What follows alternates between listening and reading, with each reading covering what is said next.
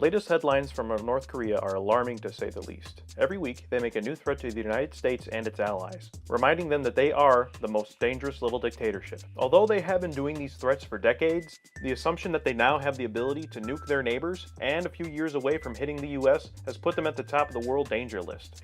It is pretty bizarre that one of the poorest countries in the world can put half the globe on edge, though. Especially when South Korea is one of the wealthiest countries, and is basically better than the North in every single way. Reunification is such an obvious thing for the Koreas that no one should even question it. But that's the title of this video, so that's what I'm going to do. Before I get ahead of myself, I should probably set up how they're going to reunite, because honestly, the Koreas are just the wild card. Alright, let's say that Kim Jong-un is assassinated by the inner party of North Korea, and then the party just decides to surrender to South Korea and its allies. So there, no bombs, no wars, no deaths, and more importantly, no changes to the statistics that I have access to. And this actually is a plausible outcome. Kim has killed off quite a few people that could challenge his rule, and I'm pretty sure America, South Korea, and even China would be open to offering something to some cynical and itchy trigger-fingered inner party members. So the population of South Korea is 51 million, and annexing North Korea would add an additional 25 million to that. 25 million people that are impoverished, ignorant of the situation of the capitalist mentality of South Korea, and undereducated in the ways of the modern world. I'm not saying they're all dumb. Actually, far from that. It's just that these 25 million people are going to have to compete with jobs that the South Koreans already have a leg up on. When looking at the Korean unification, people often point to the German unification from the 1990s. It was a similar situation, a wealthy capitalist society annexing a impoverished socialist state. In the German situation, it was a relatively smooth operation, and the differences between the East and the West Germans slowly faded away, and now the average German would consider themselves just German. However, it wasn't all sunshine. East Germans were poorer than their capitalist Western counterparts, and to this day they still are, and they did become wealthier after it, but they never did become equals. And even to this day, an Eastern German family makes 3/4 of what a Western family makes, and that's after 2 trillion euros have been pumped into the unification effort. The Eastern young professionals flee west, which creates a brain drain that perpetuates the inequality to today. The Koreas wouldn't be as well off as the Germanys, though. The East Germany's economic difference wasn't as far off from West Germany's as Northern Korea's is as different from South Korea today. The North is going to have a whole lot of catching up to do. But South Korea is developed,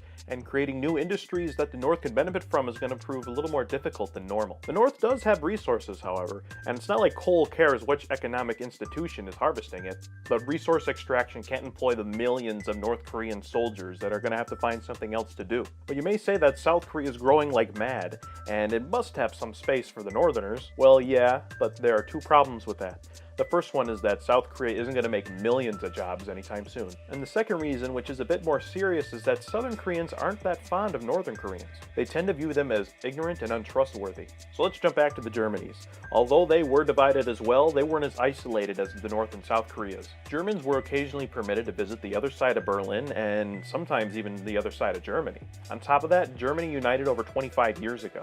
Most German families that were divided still remember their relatives that were on the other side, and unification was not only a national goal, but a personal one.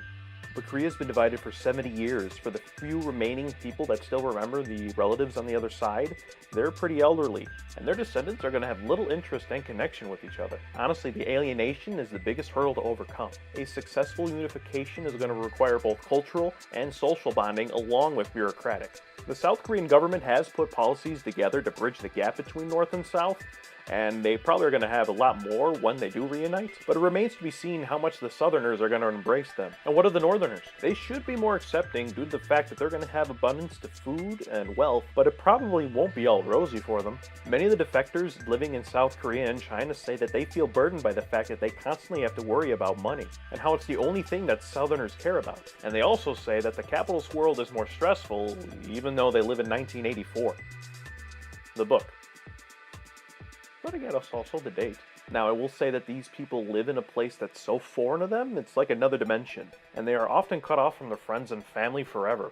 But do you really think every North Korean's gonna accept every single change that happens to them? Especially when all the South Korean soap operas that they've been pirating and show them how wealthy they will become and how great capitalist society will be and how prosperous they can be.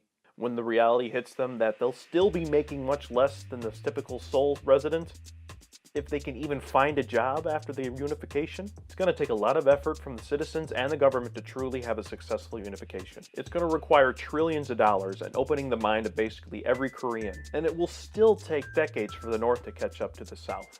In the best case scenario, it's also going to have big problems for the South for many, many years. But if done right, this will not just benefit Korea, but the entire world. And if done wrong, well, it could destabilize East Asia and put the whole world on edge.